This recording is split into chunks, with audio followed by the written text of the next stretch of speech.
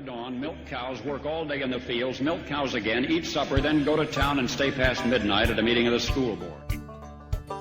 Yeah, absolutely. I love that. Agriculture is people. Definitely.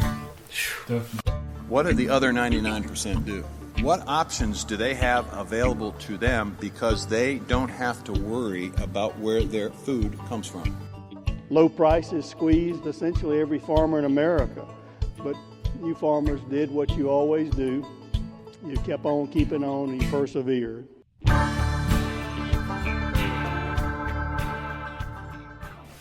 Hello and welcome to the Four Corner Ag Podcast.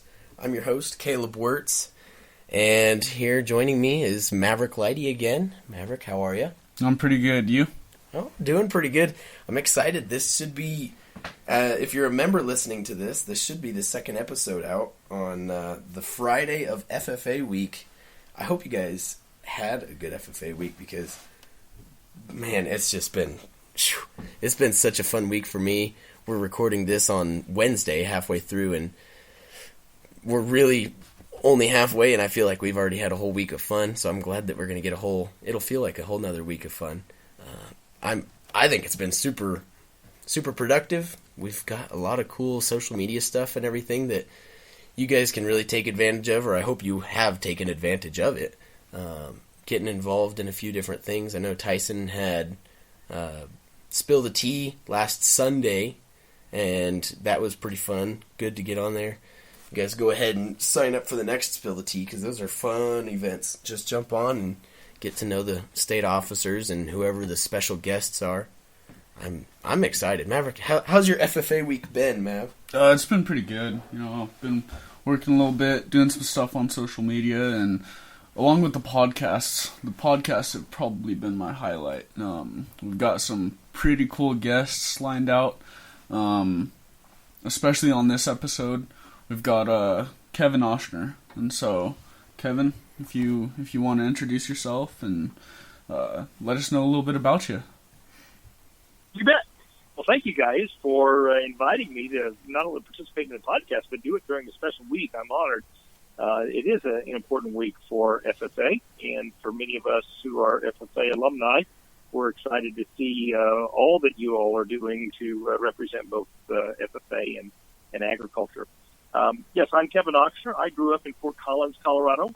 I was a member of what was then the Larimer County FFA chapter, served as a chapter, district, state, and ultimately a national FFA officer. And so I got to wear a number of blue jackets, all of which are stacked away in my closet at this point in time, with the exception of one that's hanging up at CSU, as some of you may, other alumni may have jackets up there as well. I currently live in Kersey, Colorado, together with my wife, 3 children. Many of you listening to the podcast may know me best by being the father of last year's state president, Ashlyn Ochsner. Another kind of interesting tidbit is that I'm married to what was the first female state FFA president in the state of Nebraska, and Julie was also a national FFA officer as well. So our family bleeds blue and gold, that's for sure, guys. That's awesome. I love it. This is going to be a fun episode. Man, yeah, that is pretty awesome. I would be curious, just give us a little bit of background on, you're obviously, or have been obviously, involved in FFA more in depth than probably 99% of members in the nation. And so I want to hear a little bit of background about your FFA experience and kind of what led up to all sorts of your experiences. Yeah, no. It was a really neat experience, and I think non-traditional in several senses. It's interesting. I went to a school called Fort Collins High School that was, in fact, I graduated in a class of 358. And by that point in time, unfortunately, Fort Collins High itself didn't have an FFA chapter or an ag program. It was held out at the Larimer County Boat Tech Center, which is now the Front Range Community College in Fort Collins. And so it was one of the satellite kind of schools where half a dozen schools sent kids to the Boat Tech Center to take everything from agriculture to a lot of the other vocational and technical courses. And so I started FFA and Ag Ed because my dad had done it, got really excited, won state FFA Creek speaking contest, and that just really fired me up about FFA. And then about 2 years into my experience, they threatened to actually close the program down because that was in the early 80s. Agriculture was pretty poor. The enrollment was low. And so we had quite a battle on our hands just to keep the FFA and Ag Ed program in place in Fort Collins. Luckily, thanks to folks like my dad and other community members that stepped up and talked to the administration and had some pretty challenging conversations, they kept Ag Ed in place, and I continued on in the program. I would tell you this, that back in that day, I got made a lot of fun of at my local high school for wearing a blue and gold jacket and, being cows and plows. And then even more so than that, people thought of kids that went to the Votech Center as being not quite as bright and talented, and that, what was I doing going out to the Votech Center? And so it was not easy to be an FFA member at that time. Right. But I ended up being one of the valedictorians of the class, and it was interesting. After the valedictorian address, there were multiple kids that came up to me that had no idea what FFA was about, that, wow, FFA really has been good for you, hasn't it? And so it was not until I graduated and then ultimately had other opportunities as a state president and ultimately national officer that I think many of my high school friends really developed a level of respect for what FFA was all about and the kind of leadership and personal development it could actually provide for a young person. Wow.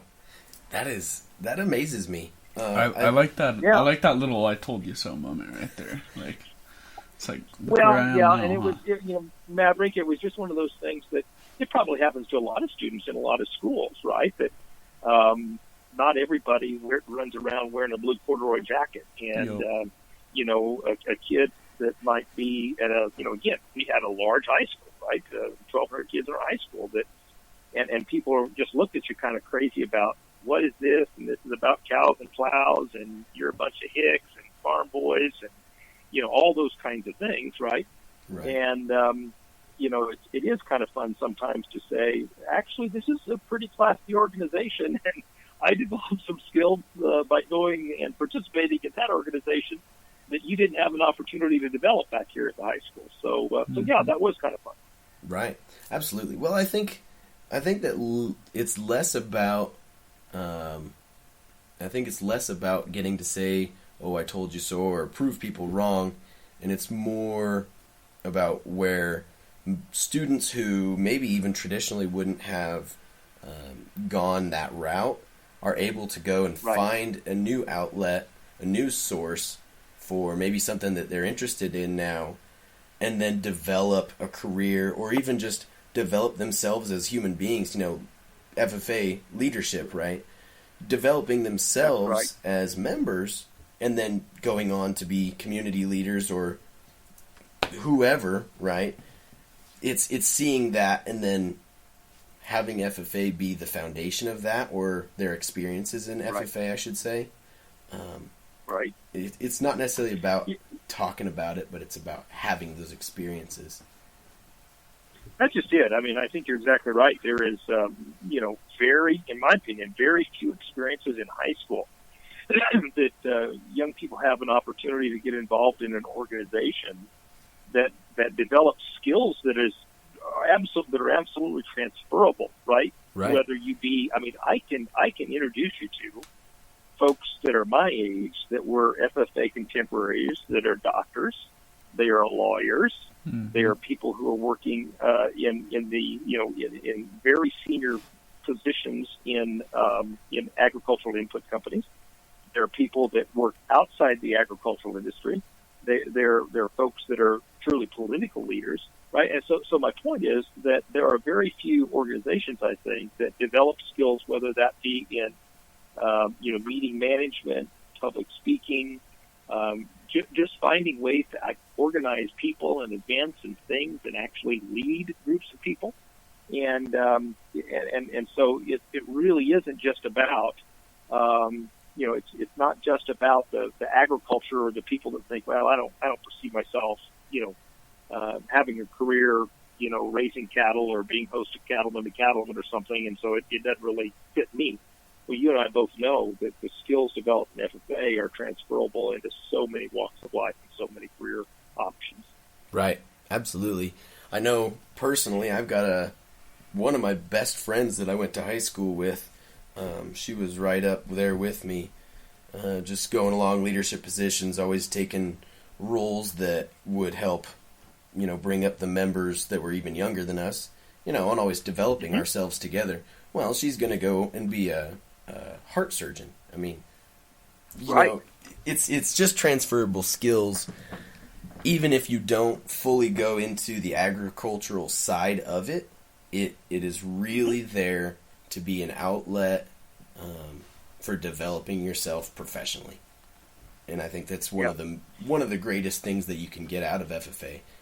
No matter where you go to school, whether it's urban or rural, that's just something that is very much, within every chapter. That's right. Well, and that's, I guess I would say that we need people in agriculture, don't get me wrong. I mean, Absolutely. The fact is I hope that a lot of students that wear the blue and gold jacket here in Colorado are pursuing a career in agriculture because, as you two know, there are lots of different careers right here in the state in agriculture that they can see. But to your point, even if they choose not to, the skills and the people that they meet, the experiences that they have, provide such a strong foundation for life, and that's I think something that FFA has done just really uniquely well. Right. Absolutely. Yeah, I think that really, as I've seen lots of members who are younger than myself, I'm no, super experienced person. I mean, I'm only 1 year out of high school, but FFA members who are younger than myself, I get to see them really find a passion in agriculture. And I'll give you one example. And I actually got to interview this individual from my chapter last week. She was completely raised in an urban setting, lives out near Alton now, but she just all of a sudden was looking for an SAE, and her dad was telling her about how he had prior experience to beekeeping. And now, having been raised in an urban area, but just having a little bit of acreage enough to have a beehive, she's able to now pursue beekeeping and develop those skills that, I mean, I know that I've never been involved in beekeeping, and I don't know that a lot of people are. But see, she was able to find that passion, find something she really loves to do, and now she's developing that with her supervised agriculture experience. And then I really do hope that drives into a future career. But I know she's going into agriculture now. And that's just something that's an amazing thing that FFA can sure do. Mm-hmm.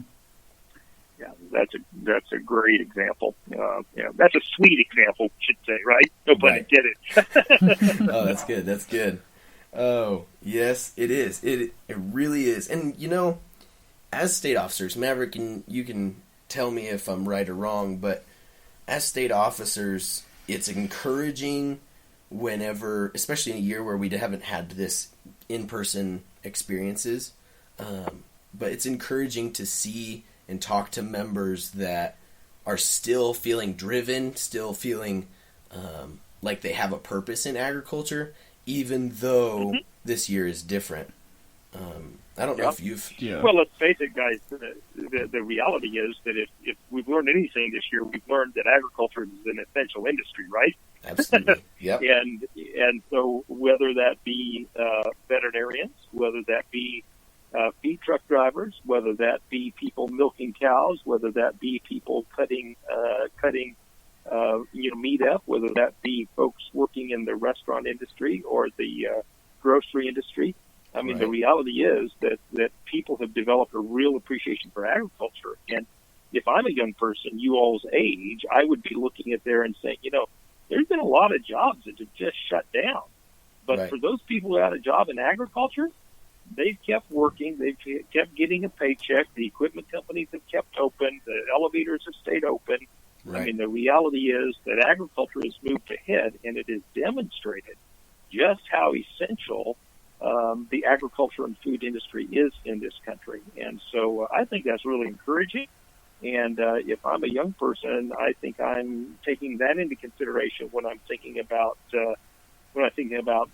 potential careers, right? I mean, it was Right. one thing, shutting the local gym down if you were a physical trainer, but you didn't see grocery stores shutting down, right? Right. Absolutely. I had a good point there. Yeah, I would say that we have gotten, if there's anything that you're exactly right, we've gotten that out of this whole situation. But I'd be interested, I guess we've started a new little theme of asking each of our guests. I want to kind of know, in your experience, because you're much more out there in the industry, working, talking with people constantly, all over the place. I want to see kind of what positive things that you've seen come out of this, what positive spins, maybe some of your experiences this year. 100%. Sure. Yeah, and I probably didn't do a very good job introducing myself relative to my career. Basically, just a snippet. I've spent the last 29 years now working in the agribusiness consulting field, primarily providing basically strategic consulting, custom training, and keynote speaking services to lots of agricultural companies, from large seed companies to large machinery companies, to agricultural commodity organizations and so forth. So that is my primary job. As one of the projects within that job, I also serve as host of a TV show called Cattlemen on RFD TV. Yep. But that's something that is pretty limited in terms of the amount of time that I spend doing that. And then, of course, my wife and family and I, we run about 150 head of registered cows and some irrigated ground there. So I also am very deeply involved in production agriculture. So with that as a backdrop, as I just think about some of the positive things that I think have come out of this experience, certainly one of the positive things for me is that many of my clients have discovered that we can do a lot of great work via Zoom, and I have not had to jump on nearly as many flights over the last 12 months as I have over the last 28 years. Right. Sure. That has been a treat both for me as well as my family, I think. We've laughingly said that, my wife and I have spent more nights together the last 12 months than we have in 26 years of marriage. And the good news is we're still married, so that's good. Right. Yep, there you go. But I think that's one of the positives that has come out. I think another positive thing that has come out is that, people have rediscovered the role food plays in bringing people together. And I think I'm thrilled that families have once again had to sit down around a kitchen table. They've had to cook dinner. They've had to visit and talk. And, guys, that's the way our family has operated, at least when I was home, right? I mean, granted, I traveled a lot, so there were a lot of nights that we weren't all together around the table. Right. But this last year has taken away sports. It's taken away a lot of meetings. It's taken away parents, being away from home. And it has gotten the family unit sitting around a table and recognizing how much can happen from a relationship standpoint when you're sitting around a table with a great meal in front of you. Arguably speaking, from a beef industry perspective, put my Cattlemen and beef producer hat on. And I would tell you one of the great things that has come from this is that meat demand has just exploded. We've had a great year in terms of growing beef demand, and people have really, they wanted that burger, they wanted that steak, even if they couldn't get it at the store or at the restaurant, I should say. Right. And they've learned new approaches to cooking that many of those folks never did before.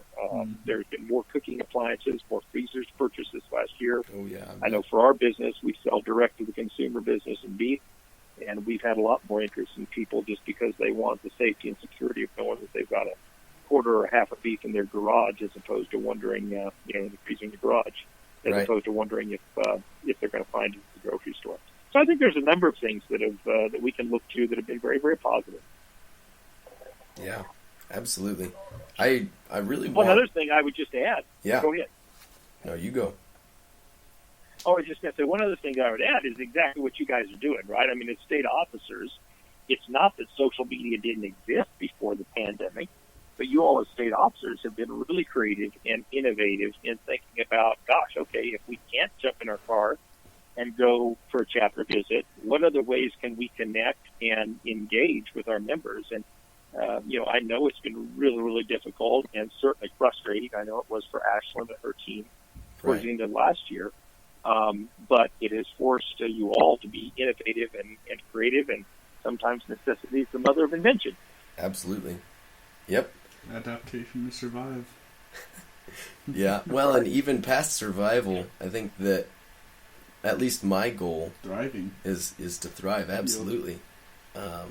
I think that that's crucial, and it's been something that our team, at least that I know of, has had as kind of the mentality this year is we don't want to just get through this year. We want to make every possible opportunity that we can available to the members. And that's something that, especially here coming up, I mean, we've only got 4 months left, really. So with that being in our minds, in the back of our minds, we have to sit here and we've been challenged to know that the rest of this year we have to, if we're not giving it our all for every second of the rest of this year, we will not have accomplished what we wanted to. And so we have that mentality now, and I think we're pretty well achieving it. I'm very proud of my team.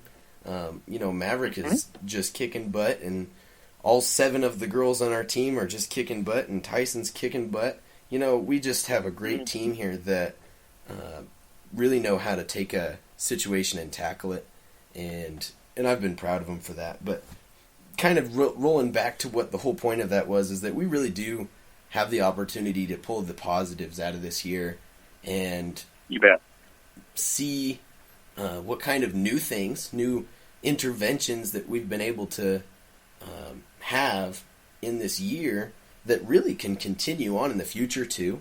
I mean, I think that our hope is to go back to, I mean, I hate to always put it in quotes, but normal, right? But I think that there are lots of things like this podcast or how really involved we are on social media.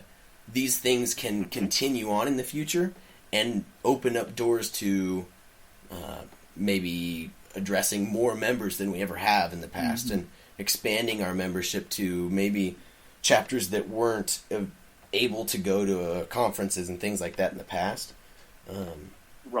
And I really think that there's opportunity there. I do. Yeah, I do too. I hope that the things that you all have started and really established are just ways that in a quote unquote normal year allow a team to just leverage the in-person activities, because we all know that there is a limit to just how many places you can be in the state in 365 days, and there's a limit in terms of travel budgets and those kinds of things. But the sorts of things you're doing, today, as an example, are things that don't require a lot of money. They don't require travel time, and can be heard by a lot more people than 20 people in a classroom somewhere. And so there's a great way to leverage that. So you're right. There's let's as lots of people said this year, let's remain positive and test negative. Right. Right. Yeah. Oh man. Yeah. That's funny. Man. No, that's good, but I really want to pick out something that you just said, just having to do with reaching more people. I think it might be interesting for you to hear. We actually, on this podcast, have listeners. I'm going to update it really quick. I believe we have listeners all the way in... Let's see if it updates. Here we go. Yep, absolutely. We've got listeners in, obviously, the United States, Costa Rica, and India. Wow, that's amazing. Yeah. Well, so hello around the world. That's fantastic. Absolutely. So I think that we really do have that opportunity to address folks, be ag advocates all over the world, even though the purpose of this podcast is to highlight Colorado agriculture, but really it can at least educate folks all over the world about what agriculture can do and what things are happening, and I think that it's a really good opportunity. just in general. Yeah, I think it's a great opportunity.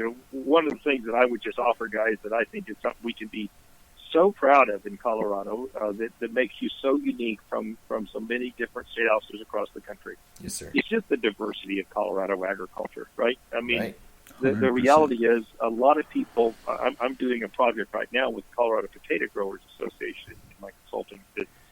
And, there's a lot of people that immediately think of Idaho when they think of potatoes. They have no idea that we are such a huge potato growing business here in Colorado and supply so many of the retail potatoes across much of the eastern part of the United States and southeastern part of the United States. Yeah. We have a wonderful, you and I both know, we have the best peaches in the world in Palisades peaches, and the best melons in the world in Rocky Ford melons, and we do have lots of cattle and beef in this country, and so I think one of the great things with this kind of podcast that I just really am thrilled to see you doing is, taking a cross section of this four corners of the state and really helping people understand how broad and diverse and dynamic the industry of agriculture is. It really is pretty phenomenal, and this is a great way to get that message out. Right. Well, and I appreciate that. But I get with you saying that, I want to then kind of give a geography of... You're going to look at the map? Well, I'm going to look at the map. So we, Mr. Ochsner, I will tell you, in the last episode, we had brought up some statistics about Colorado agriculture, and we were kind of, I won't say we were trash talking, but we were, doing a little bit of competition as to counties and whatever county was the largest production, all that kind of deal. But I want to, first of all, focus on Weld County, our number one ag production state or county in the state. I finally found the newer updated one from 2017. This one says $2 billion. That's a billion with a B. And that's from one county alone in agriculture in the state. And so Weld County is really large. It is. But I think that's a pretty cool little factoid. But really wasn't actually my point in bringing this up. I want to highlight those potatoes you were talking about. I would say that's probably down in the San Luis Valley area, isn't it? That a lot of our potatoes come from. Primarily, yeah. A lot of our potatoes come from the San Luis Valley. There are potatoes up here in Weld County, and some as you get out to Human Ray County as well. But yes, the vast majority of those potatoes, in this day and age, are grown down in the San Luis Valley. And really unique environment in terms of the level of production. The elevation that they're at. They're able to grow potatoes with some less use of some pesticides and so forth than other people in other parts of the country. Right. They've got beautiful soil for that, and some right now water, but clearly water is the ongoing challenge down there as it is in parts of the state. Right. It's an interesting dynamic, and your comment, just circling back to Weld County, if I might add, as I travel around the country, when people, I tell people I come from Colorado, just so many people that when they think of Colorado, they think of skiing or the mountains, right? And they do not think of agriculture. And when I tell them that I come from a county that is in the top 10 counties in the United States in terms of gross agricultural receipts, they think I'm crazy. But the reality is Weld County consistently ranks. I think last time maybe we were 7th or 8th in the country in terms of those gross agricultural receipts, and people just have so little appreciation for how robust agriculture is in the state of Colorado, but particularly right here in Weld County. Right. And something I'd like to point out real quick is how many people, like, when you go and get on a plane, sit next to a stranger, and you tell them that you're from the eastern plains of Colorado, and they're like, Colorado has plains? Like, there's so many people that just don't know that we're not just all mountains, but that there's so many different climates and soil types and areas to grow things in Colorado. Yeah, you're exactly right. I had a professor in ag. It was actually an agronomy professor from University of Illinois out here several years ago, And he just hadn't spent much time in Colorado. And to your point, Maverick, I mean, he was just flabbergasted when I could take him, within 15-minute drive to some of the most fertile grape, corn, and or vegetable ground. I can go up in that Lucerne and Eaton area and show him some incredible vegetable crops. And then in 15 minutes, I can take him out to the ranch that we run cows on, the 70 Ranch, and show him these rolling sandhills of nothing but dryland grass, thousands, tens of thousands of acres of it, Right. And he just doesn't see that in Champaign, Illinois, right? I mean, he sees black soil and either a corn field or a soybean field or a housing subdivision. That's the only, that's what there is in Champaign, Right. So you're exactly right, Maverick. People don't recognize that at all. Yeah, I think it's interesting that you mention a professor, from Illinois, talking about that really dark soil. I went up to Illinois, probably 2 months ago now, and had never experienced that kind of agriculture as well. And I think that was, it was the same just dumbfoundedness that I had there that I think probably people have when they come to Colorado.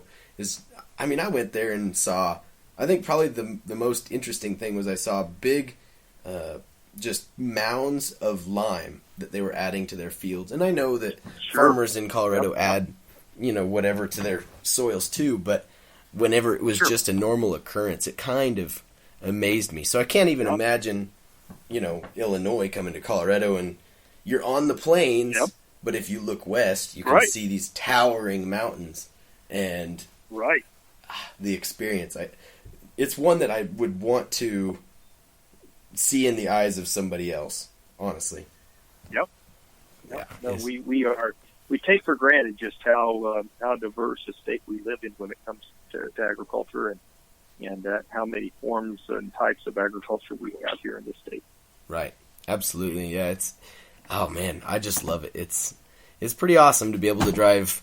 I mean, it's 7.5 hours, but you can drive 7.5 hours from the dry plains where Maverick and I are at, down near McClave, and you go to the top, the northwest corner of Colorado, and you've got just forest and some of the greatest grazing ground that I've seen. That's right. It's pretty amazing. It just is awesome.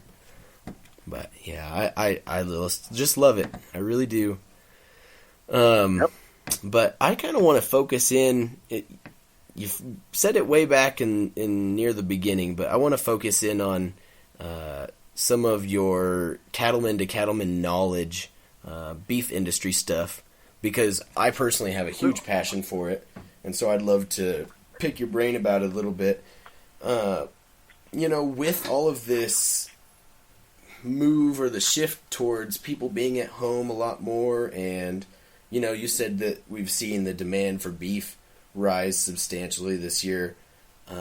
I kind of want to see what you have to say about the shift that I've seen personally from a large-scale consumer outlet to kind of a more direct farm-to-table outlet, especially in the meat industry that I've seen.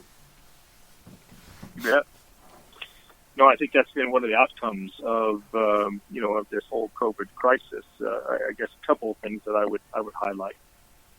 First of all, historically, the meat industry, and particularly the beef industry, has been very dependent on restaurant and food service, and that somewhere around 55% of the revenue spent on beef, were spent in restaurants. And so, when March of last year hit, and all of a sudden we started closing down restaurants, I think the immediate reaction of so many of us was one of fear and panic of saying, all right, so, what's going to happen to all those steaks that were sold, in Outback last week, and now it's closed, so to speak, right? Right. And it has been pretty amazing to see the change that has occurred. I mean, number one, thanks to some leadership in the United States Department of Agriculture with Secretary Perdue and others, they were able to make some rapid shifts and redirect and change some labeling requirements and so forth, so that product that was originally destined for food service could be shipped to grocery store shelves in order to fulfill the demand. And we saw consumers rush to the grocery store and pick up meat items, in particular beef. Clearly as a beef producer, one of the things that we, we're glad to see is there were pictures showing up of completely empty beef shelves, and still the plant-based protein was sitting there on the other shelf, Right. the fake meat, so to speak. Right. And we thought that was indicative of at least a large number of consumers that, when pushed in a corner, they would still prefer the real thing, the real meat, if you will. Mm-hmm. I think moving ahead, to your point, there were a number of people who didn't like seeing that shelf empty, and began saying, there's probably a more direct way for me to access beef or meat, period. And as I said, statistics prove that one of the appliances that really spiked in terms of its sales were freezers. People have gotten away from freezers. Right. And so we saw everything throughout the summer of people trying to plant gardens for the first time and thinking that maybe canning and preserving food like our grandparents did is not Right. such a bad idea, to people thinking, hey, I wonder, I heard Kevin and Julie Ochsner sell halves and quarters of beef. I wonder if they have one we could purchase. And, we saw a tremendous increase in the demand for our product. We weren't able to fulfill all that because, of course, we had decided how many cattle we were going to have on feed last spring before this all kind of hit. Right. But we had lots of demand for the product and lots of new customers that are on a waiting list this year saying that, gosh, we want to do that. So I do think it created, a bright light on the food supply chain. I do think consumers, or at least a subset of consumers, see some value in being more directly connected to their supply as opposed to a nameless, faceless, I'll go into a big box store and assume it'll be there. Right. And so I think that's good news for people who are able to build some sort of a more farm-to-table kind of business model and capitalize on consumer trends to want to have a more direct connection and have some level of more security in their food supply. Right. Yeah, absolutely. I know I've talked to lots of, meat processors and, Mm-hmm. just custom cutters that are booked out till 2022 and beyond. Right. And so I think that was kind of what spiked my interest, is that influx, just a massive influx of people coming in. Right. And honestly, I think a lot of folks probably don't even haven't raised their beef, but they have, a friend or someone that they've found a cow from, and I don't know if they're feeding them on their front lawns or whatever, but I know that people who don't necessarily own land or anything have found ways to own livestock and then have them processed. And I think that's been kind of amazing to watch because, I guess that's that necessity is the birthplace of intervention kind of thing again.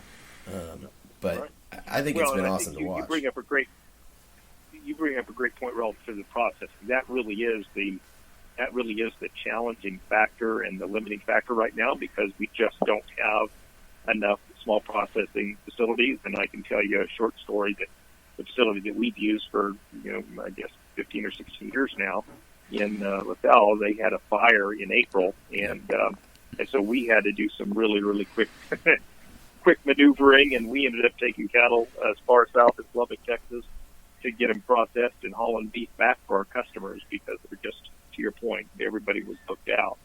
And so I don't think that's going to be available to everybody until we see an increase in the processing capacity. Right. And I would that would be the first tip that I would have for someone listening in that thinks this is a great idea.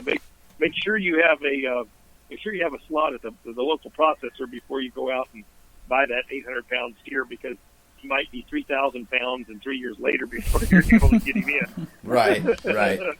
Yep. No, that's definitely something that I think we'll probably need addressed at some point, because I realize people have the resources, financially to go buy an animal, but not everybody has either the knowledge of where to find someone to process it or can't process it themselves.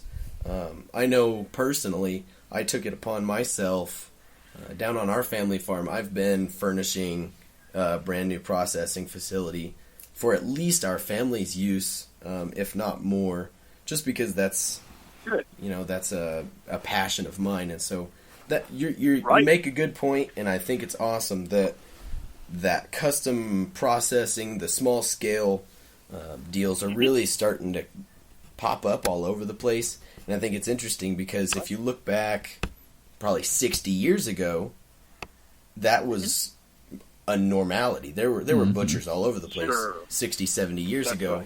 right. You always had somebody who knew the butcher, and you could go to the shop or you could get an animal processed, and meat was pretty readily available. And I think that's That's right. probably something we're seeing come back up here in the next, I don't know, couple of years. Just a higher demand is going to drive that. Certainly an opportunity for young entrepreneurial FFA members who would like to do that kind of work, and I fully expect there will be some available funding or cost sharing or incentives from the government to try to create a more robust processing industry, if you will, across the United States.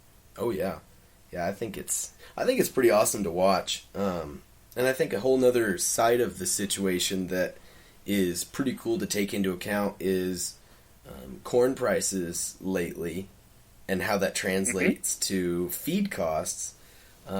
Because I know that we saw $5 corn and better.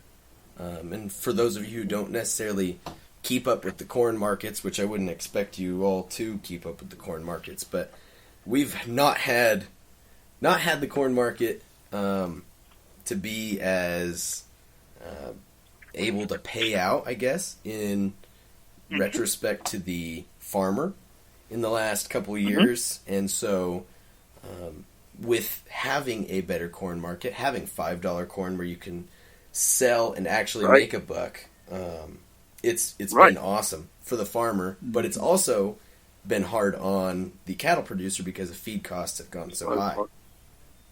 Right. Yeah, no, I was just on a call this morning, and CattleFax was giving some estimates and projections, and they had indicated that we've seen stocks to use ratios in the corn business go from about 20 or 22% down to 10% today.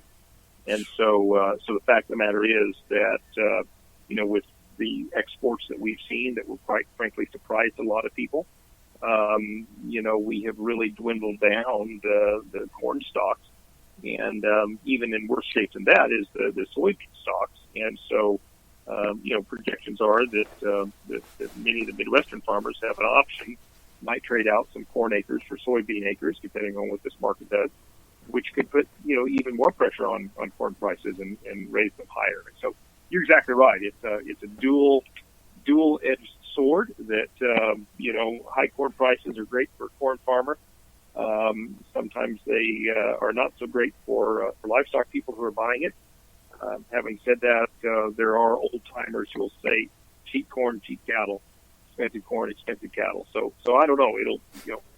I guess we'll wait and see kind of how this plays out. But I'm a firm believer that everybody in the business needs to make money at some point in time. And right. I'm hopeful that we can all, both livestock producers and crop producers, can see some better days ahead.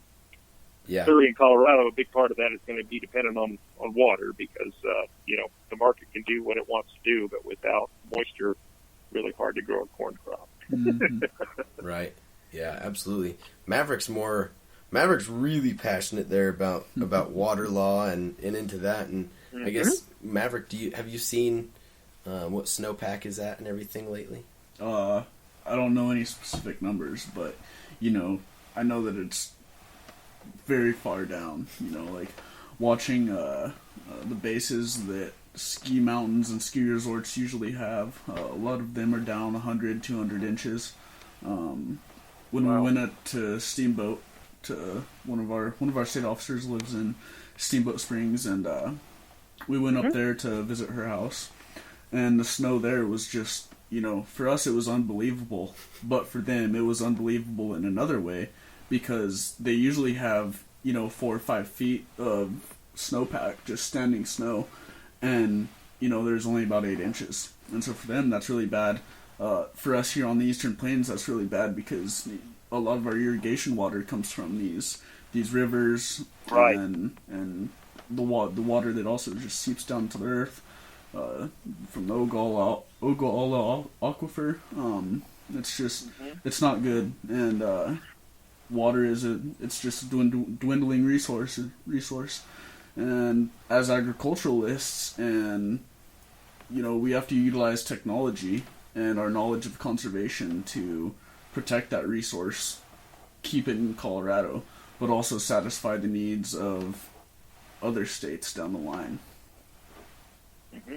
Yeah. No, it's amazing. Go back, Caleb, to your comment about Illinois. It was I lived in Indianapolis for about 8 years after graduating from Colorado State University, working for the consulting company that I worked for at that time. Okay. And it always amazed me that they would spend thousands of dollars an acre to put tile in the field so that Right. they could literally drain the fields of water and get, when they had those big rains, that water could kind of percolate through the soil and get in those tiles and get off the field so they could not drown the crops, or Right. at least get in and work the land.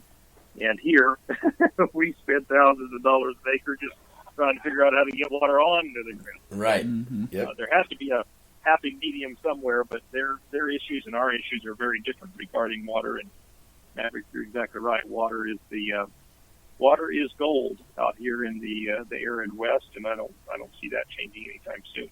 Right. Yeah, water law, I heard someone say, I don't remember who or when, but I heard someone say one time that water law is probably the most complicated in the state of Colorado, and that is because of our diversity of agriculture. You've got Sure. the western slope, has, at least in my experience, has done better when it comes to water, just because they have, the Colorado River and just a few more inputs where they can draw off of them. Whereas, in your area, you've got the Poudre River that runs through there, and Maverick and I, we've got Right, the South Arkansas Platte. River. Yep, South Platte, there you go. But they're just, it's different sizes, and there's not near as much to pull off of. And so when it comes to having fair water law, it looks so different Right. around the state. I know that down in McClave here, we've got quite a few acres that have conservation, what is it called? A conservation clause, or easement, there you go, on it, where that water cannot come off of the ground, because we've had situations where people are buying ground and then they pull the water off of it and sell it down the river to someone else, and Right. then that dries up the area, and then you got blow dirt and whatever else comes with it. And so I think that's one of the biggest, the biggest things about Colorado agriculture that is complicated is just water law in general, because you can't, the knowledge is not transferable from up in Steamboat Springs, where they're allowed to have retention ponds to feed or to water cattle up on their pastures, but then you come down Right. to the Eastern Plains, where if you are caught having a retention pond on your ground and it's not approved, you're getting in trouble, And so that knowledge is interesting because it's not transferable. You got to really learn wherever you go. One of the other things that... Well, but again, go ahead. Yep. Okay. One of the other things that you look at with like the east and west slope is the western slope rivers. Eventually, they do meet cities and things downstream, but for us eastern slopers, as soon as that water comes off of the mountains, there's immediately the Front Range is trying to get it. States downstream are trying to get it. Us agriculturalists in Colorado are trying to get it, and just really focusing on those cities. They're not going to stop growing. It's cities like Colorado Springs. Colorado Springs is growing at a faster rate than Denver ever has, and in 10 years, Colorado Springs is set to be a larger city than Denver itself.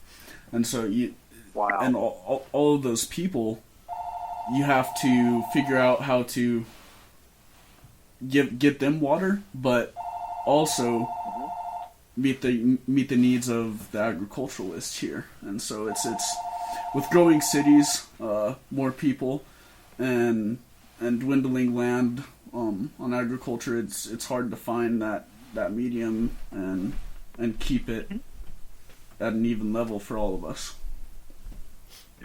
Well, and that's just, I love the fact that you brought this up, guys, and it just demonstrates once again what a great job that FFA and agriculture education do in teaching young leaders like yourself, not just about leadership, but about critical issues that are going to impact all of us in agriculture, and frankly, all of us live in Colorado in the case of water. Right. But I would just use that example to circle back to kind of what we started out the conversation of. So you look at that and you think about all the careers that are available, right? I mean, you mentioned one, water law. I mean, the reality is there is not going to be a dwindling of demand for people who understand and can represent the interests of farmers and everybody else as it relates to water law. When you think about people who are, one of the very, very questions that we're asking ourselves in this whole potato project right now, the San Luis Valley has been put on notice by the state that they are monitoring the level of aquifer down there, and if there's not ways that they can begin maintaining and improving that, more than likely the state will come in and do something to restrict the water usage of farmers down there. And so you start thinking about the plant breeders at Colorado State University and otherwise, who the need to develop varieties and genes and everything from corn to alfalfa hay to potatoes that can grow with less water, right? Right. And then you think about the kinds of mechanical engineering technologies. Just say, all right, we do everything from flared irrigation to center sprinkler, center pivot irrigation to drip irrigation, and there's some really interesting technology in Illinois coming out with a unit that goes up and down the row and is hooked to water. And it's a little similar to a center pivot, but it doesn't go round and round. It has some unique variability. Wow. But people who have the ability to engineer and develop new irrigation systems that manage water, more efficiently, as an example. That's just a great example of 3 or 4 different, very diverse careers that all revolve around the importance of water. And that I could argue, the young person who is participating in an ag mechanics contest, the young person who gets the chance to learn about speaking, which many lawyers are very good communicators, the person who participates on the parliamentary procedure team to understand how meetings are run and according to parliamentary law. Those are all examples of great career options that revolve around water that you can really get a head start in by participating in Ag Ed and FFA. Right. Yeah, I think that's one of many, opportunities right. that FFA and agriculture education really drives members to take advantage of. And I think that's a good kind of wraparound of the whole subject of FFA week is this, how great of opportunity that it really can give to members and students that are willing to pursue that. And even if they've never known it before, they can sure find out about it. And I just love that about it. I really do. And it's just pretty awesome. Well, we're going to start to kind of wrap this episode up, just in respect for your time, Mr. Ochsner. But I guess I'm going to leave the table open for you a little bit if you want to tell a fun story from your FFA experience or give some good motivation to any members or anyone listening. I'm going to just kind of give you the floor for the next couple minutes and just whatever else you want to get out there. You've got the soapbox. That's dangerous. That's really dangerous. Well, I would just first of all start by just saying thank you for inviting me to participate on that. That's an honor, and the fact of the matter is there's a lot of wonderful leaders in the state of Colorado and across the country who got their start in the FFA organization, and I'm pleased that you would ask me to engage in this podcast. I think the second thing that I would say is that, again, I would just both compliment you and continue to encourage you, as well as all the FFA members, to not lose hope during this time of COVID, right? The fact of the matter is that none of us look back over the last year and say, boy, we'd sure like to do one of those again. Right. But the reality is, as we talked earlier in the episode, I think there are some good things that have come out of it. And so let's try to find the lemonade or lemons, but let's constantly look forward. I told my daughter last year, as she was really wrestling with, how they were going to close their years and stuff, I said, leaders are people who find a way when there is no way. Right. And I would just challenge you, if I want to give one challenge, I know we have to be respectful to the laws, and I know we have to be respectful to the authorities that are in place. But I also believe that young people can step up and stand up and say, you know what, let's find a solution.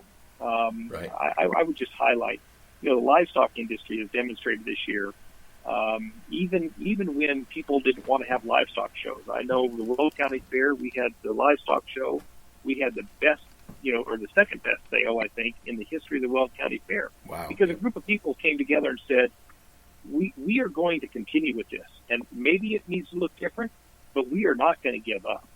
And so Right. I would challenge people to say leaders are people who find a way when there is no way. And I would ask you all as young leaders to think about that and to do all that you can within the bounds of being respectful and obeying the law and doing all those kinds of things to blaze the trail forward and to make sure that the adults in this country don't hamstring you by making you set 2 years of your life on the shelf. Right. That's not very fair to me, and it gets frustrating to me.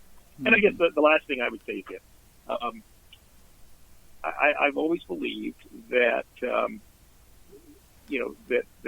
what you are is God's gift to you, and what you become is your gift to God.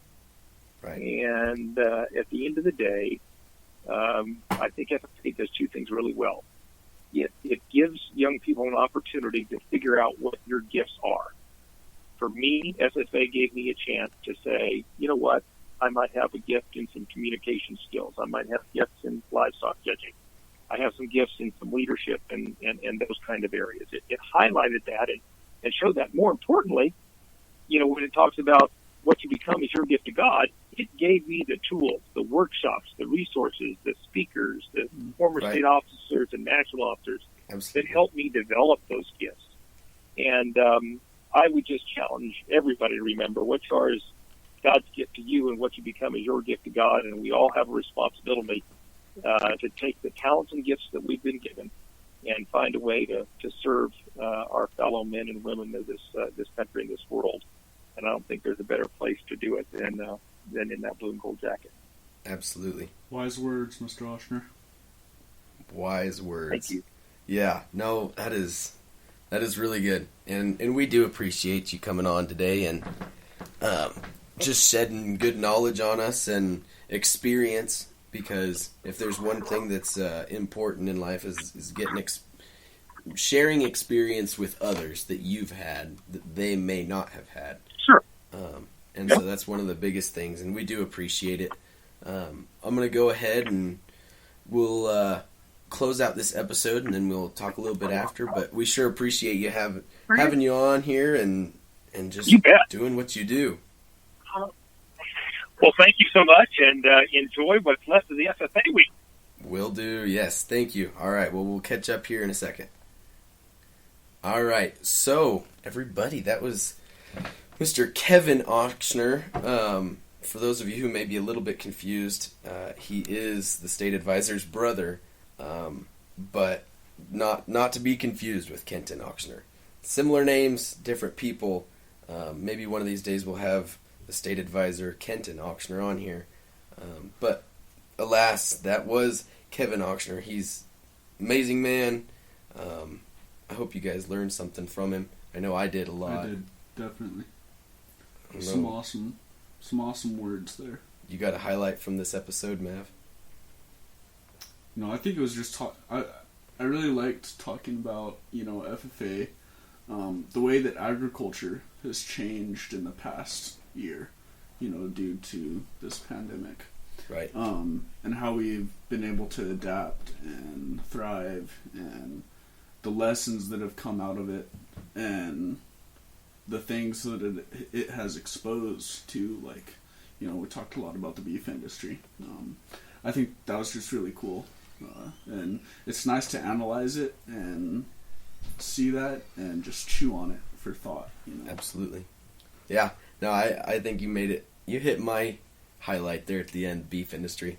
You know that I love meat processing and meat judging, so that was my favorite thing, kind of talking in here and getting a little bit of inside knowledge, from Mr. Ochsner. He's got a lot of experience in the beef industry, 100%. That's something that, I can learn from, and anyone else who is interested in the beef industry can also learn from. So it's extremely important.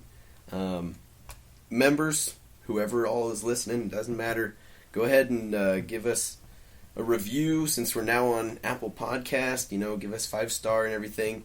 It really helps get us out there, and keep on leaving comments. If you guys have possible guests for us, go ahead and send them on over our way. If you want to be a guest on the podcast, go ahead and just message us, because we're always open. We're always willing to find new guests, and if you've got knowledge to share, we're willing to listen. Instagram, Snapchat, yep, Facebook. Yep, all three. Send them our way. Yeah, so anyway, thank you guys for listening today. We'll see you guys in the next episode.